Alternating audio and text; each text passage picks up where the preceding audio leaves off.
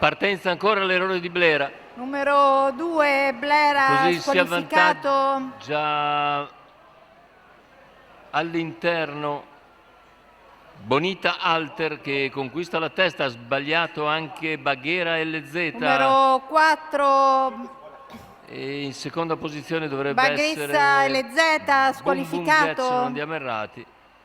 E intanto i cavalli di fronte con in vantaggio Bonita Alter. Beautiful Girl Par invece rimane di fuori all'esterno. In seconda posizione rientra bene Blue River che ha colto ottima partenza, e così Beautiful Girl Par costretta a ripiegare. 37 per i primi 400 di gara. Intanto avanza Boom Boom Jet. Se ne vanno i primi 600 in 47,4. Ha letteralmente stoppato il ritmo VP dell'Annunziata con un 16,7 in curva. Seconda posizione per Blue River. La testa è per Beautiful Girl Par, mentre all'esterno si impegna Boom Boom Jet con in schiena Brillaz. Quindi gli altri.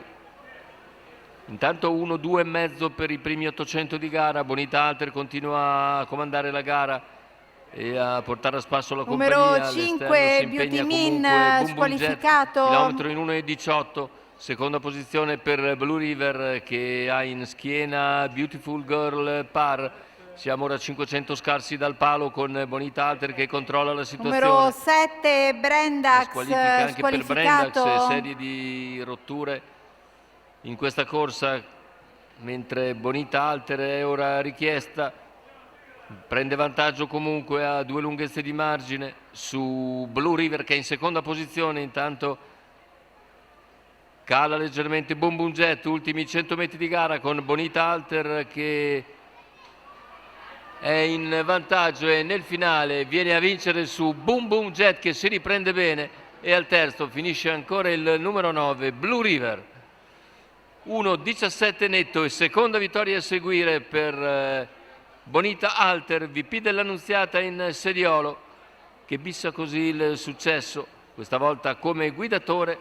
Prima aveva vinto come trainer di Naldo Benal, ora come guidatore porta al successo Bonita Alter. 2,33 la quota per il training di Mattia Orlando.